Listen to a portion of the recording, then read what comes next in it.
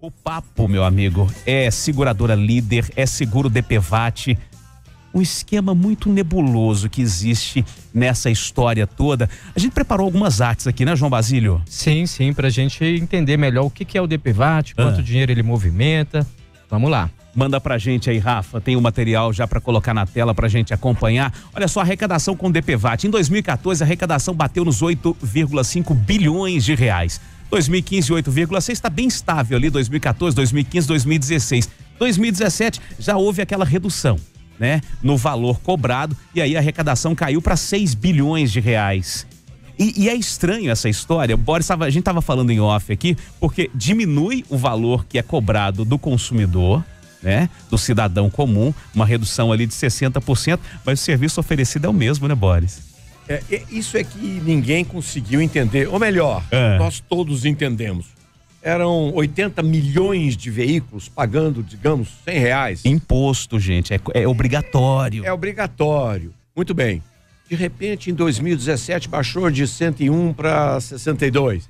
Agora, em 2018, para R$42. 42. Você imagina uma empresa como a seguradora líder que passou a receber 60% a menos. O faturamento caiu 60%. Ela continua prestando o mesmo serviço. Ora, a maracutaia tá mais do que na cara, você não acha? Olha aí, gente. Vamos entender um pouquinho a destinação total do que é arrecadado com o seguro DPVAT. Olha só, a destinação, 45% do que é arrecadado com o DPVAT vai para o SUS, para cobrir custos de atendimento aos acidentados, 5% para o Ministério das Cidades e também para o Denatran, para programas de prevenção de acidentes e 50% pagamento de indenizações e reservas. É isso mesmo, Boris? É assim que funciona? Esse 50% aí, leia-se, seguradora líder. Opa! Olha isso, Olha, gente. e esse 50% do pagamento de indenizações e reserva, doutores, esse é mesmo valor que se utiliza para pagar? Se utiliza vamos colocar aí 8 bilhões de reais, 4 bilhões de reais foram destinados As estimativas do Ministério Público e da Polícia Federal, que são muito modestas, aliás, elas dão conta que pelo menos 20% desse bolo ele é desviado para esses grupos que estão no entorno da seguradora líder. Então, pelo menos 20%, alguma coisa superior a R$1 bilhão saem dos cofres da seguradora e entram no bolso particular. Papo reto. Essas pessoas que orbitam em torno da seguradora líder, que são médicos, que são pessoas que dão os laudos, despachantes, eles fazem parte do corpo de operação da seguradora líder? Eles têm alguma ligação direta com essa seguradora? Nós dividimos essa fraude em dois momentos. Ao momento do sujeito que está aqui embaixo, na ponta, que é o médico que dá o laudo, que é o policial que vende o boletim de ocorrência, que é o advogado que entra com a ação fraudulenta, e há um segundo momento que está na ponta, que são os grandes prestadores de serviço para a seguradora líder e cujos os proprietários têm relação de parentesco com a diretoria da empresa. Então são alguns bilhões de reais que a empresa gasta por ano para bancar esse custo enorme com advogados, amigos, parentes, com prestadores de serviços na área de perícia médica, que são amigos e parentes também dos diretores da seguradora líder. E só para complementar essa engenharia criminosa que é montada, a situação é bem interessante nesse sentido. Quanto mais indenizações há no Brasil, quanto mais pedidos há no Brasil, mais a própria seguradora líder justificava o aumento do preço do valor pago pelo cidadão, obviamente gerava uma maior arrecadação. Essa maior arrecadação, na casa de 9 bilhões de reais, fazia com que as despesas de custeio da seguradora aumentassem. Obviamente, quem recebia esse valor da despesa de custeios? Pessoas diretamente ligadas à diretoria da seguradora líder. Então era muito fácil. Quanto maior o caos, quanto maior o problema, mais recursos, mais dinheiro eu dividiria para os meus, que são pessoas que atuavam especialmente na área de perícia e na área de escritório de advocacia, e recebia por obra um valor a mais. Por isso o desestímulo, porque quando a pessoa ia receber o seguro DPVAT, existia quase que uma estrutura que o desestimulava ou que o levava a um lugar específico para a tentativa dessa recepção. Com relação a isso, é importante, Paulo, observar o seguinte: a seguradora líder, que detém a capacidade de recolher o valor do tributo, ela não tem um único ponto de atendimento no Brasil. Alguém conhece a seguradora líder? Alguém, o cidadão que já foi acidentado, ele já procurou a seguradora líder para poder reclamar dela? Ela não existe. Tem uma estrutura física essa empresa, Boris? Você que foi convidado amistosamente a uma conversa com a seguradora, depois de um vídeo em que você desnudava esse escândalo do DPVAT. Tem uma estrutura física? Esses caras têm bons escritórios, vivem bem, atendem o Brasil tem um inteirinho? Cafezinho lá, Boris? E atendem o Brasil inteirinho nesses escritórios? E até água gelada. Biscoitinho manteigaado? Na verdade, eu já fui ameaçado, porque eu já tenho mais de 5 anos que eu escrevo e falo sobre os problemas do DPVAT. Eu já fui até ameaçado de processo no passado. Quando viralizou aquele vídeo, eu falei dessa redução e o resto do dinheiro, como é que fica, eu fui chamado pela líder. Dessa vez, eu fui chamado pela área de imprensa para entrevistar o presidente, para ele me explicar que desde o começo de 2017 houve uma mudança radical da diretoria da líder. Ou seja, a maracutaia se fazia basicamente, como eles explicaram, na ponta, pessoal tentando fraudar a líder, e a quadrilha instalada na líder, já fraudando as verbas que entravam na líder. Então, eles estão, pelo menos no que toca à líder e à tentativa de fraudes, há uma tentativa da atual diretoria da líder de reduzir isso daí. Mas fica uma pergunta, desculpa fazer uma pergunta tão ingênua, vocês vão me desculpar pela ingenuidade. Quando eu faço um seguro qualquer de vida, do meu carro, da minha casa, eu falo assim, aquela seguradora me parece interessante, está me oferecendo um bom serviço por um preço razoável. Qual que é a minha pergunta ingênua? Por que ao fazer um seguro para proteger um pedestre ou alguém que esteja no meu carro, um acidente de trânsito, por que eu sou obrigado a fazer esse seguro, que seja obrigatório, mas por que esse dinheiro, toda essa verba é canalizada para uma única seguradora? Para que a existência, é a minha pergunta, da seguradora líder? Eu queria que vocês me explicassem por que eu não posso fazer o seguro onde eu quiser.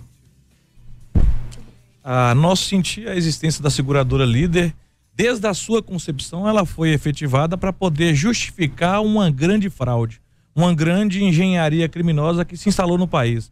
Isso nos parece tão evidente que a gente traz alguns dados interessantes para poder justificar isso. Por exemplo, se eu faço um acordo com determinada pessoa, eu enquanto empresário faço um acordo com determinada pessoa, é muito comum sob aspecto civil que eu faço com que essa pessoa assine um termo em que ela renuncia ao direito de pleitear na justiça a indenização daquilo que já ajustamos. Sim. A seguradora líder, em suas mais de 450 mil ações propostas, ainda que tenha pago inicialmente, administrativamente, o valor devido, que chega até 13 mil reais aproximadamente, ela jamais exigiu daquela pessoa que assinasse essa renúncia ao direito de ação judicial.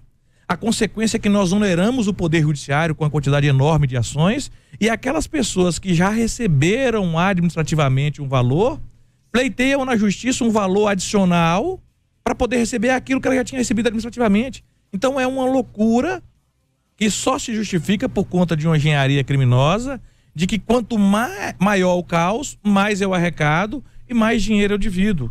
Então é uma realidade absurda. Para se ter uma dimensão do problema, nós constatamos nas nossas investigações diversas pessoas que machucaram em campo de futebol jogando bola, queda de cavalo, por exemplo, e que pleitearam a indenização administrativa, receberam e entraram com ação judicial e fizeram acordo com a seguradora líder.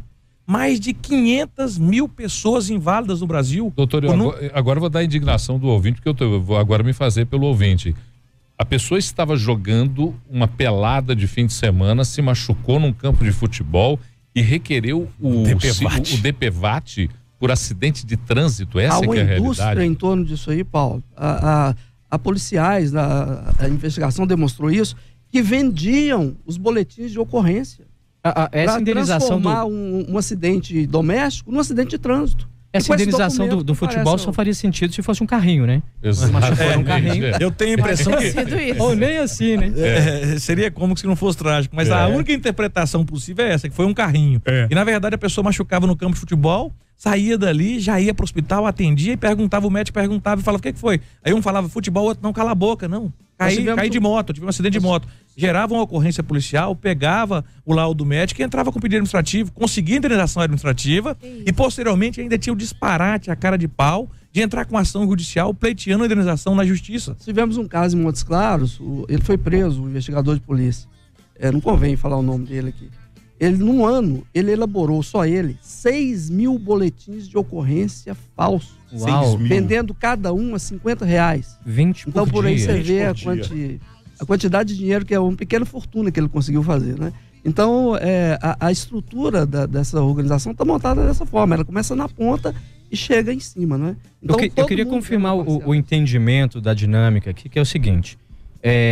A seguradora líder arrecadou 8 milhões e desses... 8 bi, isso. E desses, 50% são para o pagamento de indenizações.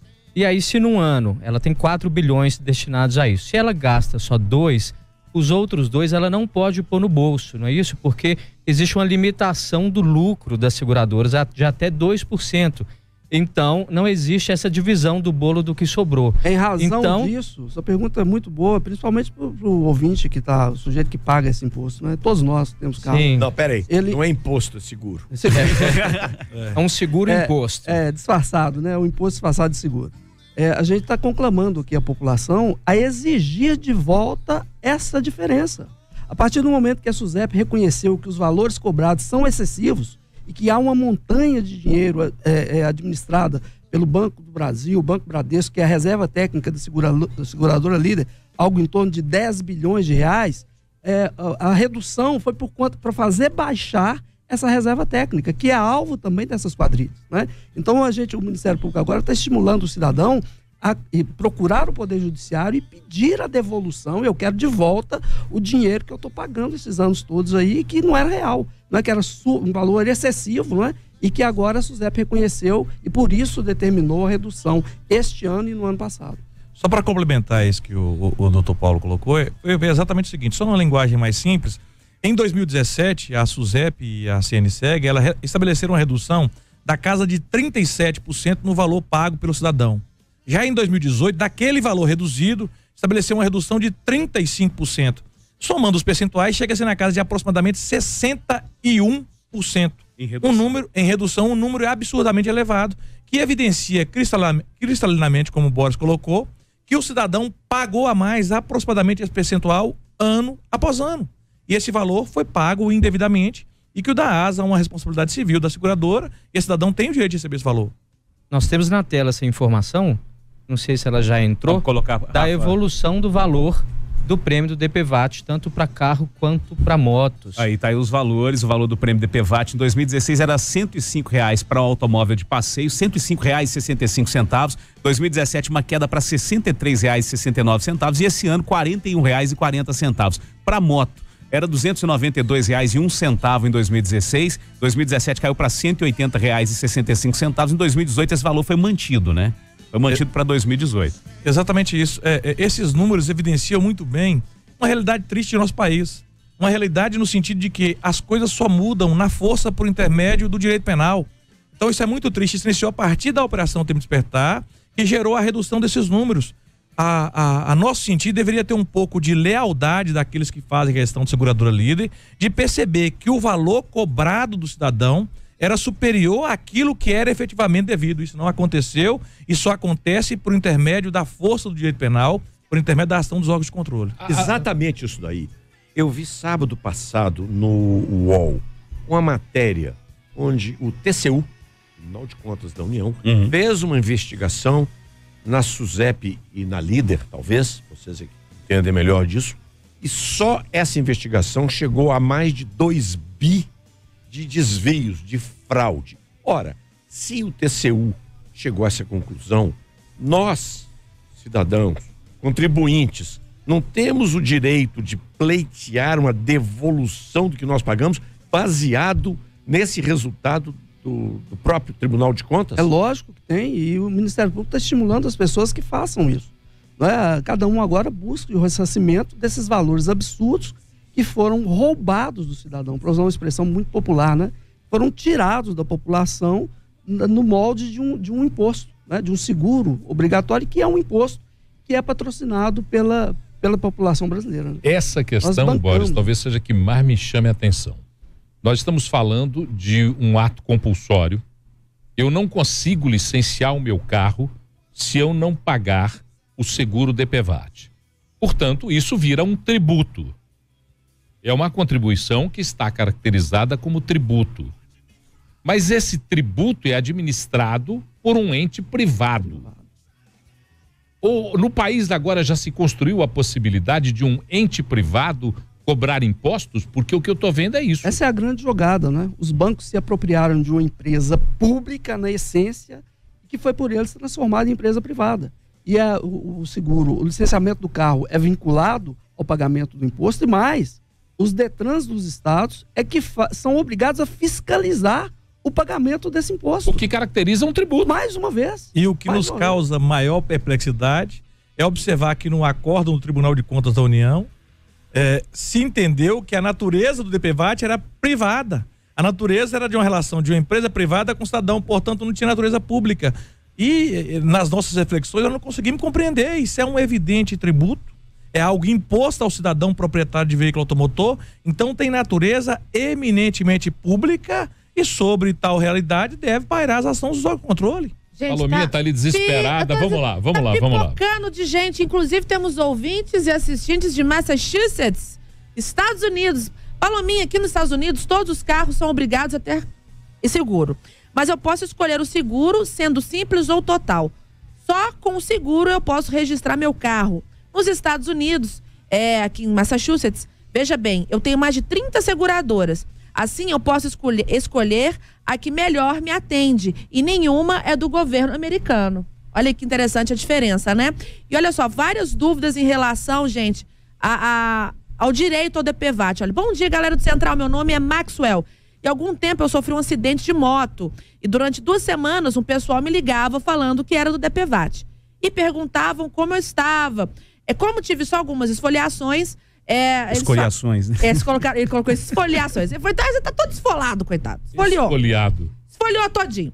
Algumas escoriações. Fala que estava bem, pronto. Minha pergunta é, no caso de pequenos acidentes, a pessoa pode receber algum custo do DPVAT? Um detalhe, é que eles me ligavam nesse período de 3 em 3 dias e perguntavam se eu estava bem e mais nada.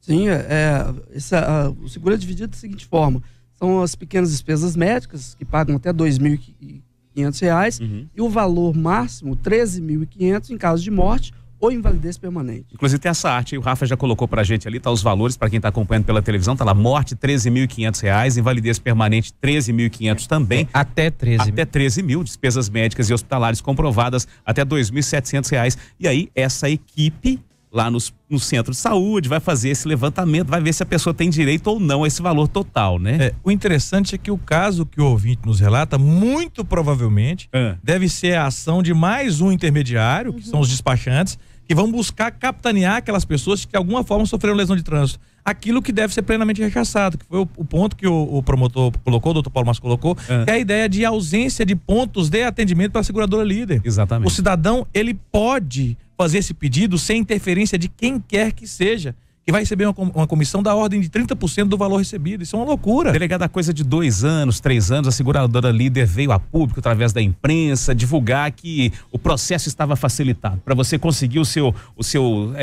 seguro DPVAT, você foi vítima de acidente, você sozinho vai até o correio, preenche lá o documento necessário, protocola aquilo e você recebe com a maior facilidade. Mas a gente tem relatos da dificuldade que é. Qualquer errinho, qualquer rasurazinha ali, você não faz jus mais. Outra balela inventada pela empresa. Ela quer mostrar que ela tem facilidade, que o cidadão não tem facilidade de reclamar. Não existe isso. Primeiro porque o correio não tem nenhuma habilidade para poder manusear esses documentos. De outro lado, se eu for no banco, que é o dono do negócio, eu vou no Bradesco ou no Banco do Brasil, eu não consigo ingressar lá com o meu pedido de indenização. Por isso é que surgem os mafiosos nas pontas para fazer a intermediação, que é um papel que deveria ser feito pela seguradora líder, de ter em cada cidade brasileira um ponto de apoio, um local para poder receber, para analisar a documentação. Ela terceiriza isso para essas gangues de ruas aí que viram um inferno na porta dos hospitais. Só um minutinho, porque eu vou fazer uma pergunta, mais uma vez, uma pergunta direta. A seguradora líder é um laranja da operação do seguro DPVAT no Brasil? Porque o que eu estou chegando à conclusão é de que eles não existem. Essa feliz expressão foi cunhada pelo Cabo Sabino, um deputado federal do Ceará, que nos recebeu para ouvir na época da CPI do DPVAT, e é algo absolutamente correto. A seguradora líder não passa de um laranja dos grandes grupos financeiros nacional. Porque quem está por trás do negócio são os grandes bancos, né? Que administram isso tudo. A seguradora só existe para arrecadar o dinheiro. Ela detém nas mãos dela um monopólio que foi dado de graça pelo governo federal. Ela foi criada nem sequer por uma lei, é um decreto de um órgão do Ministério da Fazenda que cria a seguradora líder para movimentar... Em que ano? Em 2007. Para movimentar 10 bilhões de reais a cada ano. Nenhuma concorrência ela participou para poder ser a titular. O cenário dos sonhos, né? É o cenário dos sonhos. Eu não faço nada e administro 10 bilhões. Fazer outra pergunta ingênua. Ok, nós aqui temos a seguradora líder, que ela que controla, ela que recebe, indeniza, tudo bem. Como é que isso funciona? A propósito dessa pergunta do nosso ouvinte, né? Ela falou lá de Massachusetts, está indo longe aqui. O negócio está reverberando longe. Nos outros países europeus, nos Estados Unidos, o que faz o papel da seguradora líder? Porque, pelo que eu estou entendendo, não existe esse monopólio em outros países. Como é que isso funciona, então? A nosso sentir, esse monopólio não existe em nenhum país civilizado do mundo. Isso é algo tipicamente brasileiro, é uma jabuticaba brasileira. E essa situação ela é tão complicada porque nenhuma seguradora em qualquer país civilizado do mundo ia aceitar o que ocorre no Brasil. Por exemplo, é uma questão mais ampla que a gente tem que enfrentar. Determinado cidadão envolve num acidente de trânsito com seu veículo. Ele não pagou o prêmio, mas mesmo assim a seguradora líder, que gere os nossos recursos, os recursos do cidadão brasileiro, paga o valor da indenização. Então, essa cobertura securitária ela não existiria em nenhum lugar do mundo. Mesmo se o proprietário do veículo automotor não pagar o valor devido de prêmio, a seguradora ainda ressarce e indeniza aquela pessoa que eventualmente foi vítima do acidente. Mas aí vem a ponta da estratégia, né? Ela quer transparecer para a sociedade como uma grande benfeitora dos males sociais. Olha, cidadão, você machucou e eu vou te pagar. O dinheiro não cai do céu, ele não nasce de árvores, ele é tomado de alguém. Nesse caso aqui, através do imposto. Olha então, essa situação que mandaram pra gente. Bom dia, Palominha, eu não quero me identificar, mas meu pai morreu ano passado atropelado por uma moto, só que um parente de primeiro grau do meu pai colocou na certidão de óbito que meu pai não tinha filho, porque na falta de um herdeiro, esse parente receberia esse valor. E mesmo eu tentando comprovar com vários documentos que eu tenho o nome do meu pai e que eu sou filho dele, a seguradora não faz o pagamento do seguro. E aí? Tem-se uma outra máfia em torno disso aí. A gente descobriu que em determinados hospitais há vendas de atestados de óbito. As pessoas invadem os hospitais, né? Fazem os esquemas com os atendentes, com os médicos, e aquela morte que decorreu de uma outra causa, de uma parada cardíaca, ela é transformada num acidente de trânsito. Então, nós conseguimos observar lá no Norte de Minas que cada atestado desse variava o valor entre 500 e R$1.000 para transformar uma morte de outras causas em acidente de trânsito.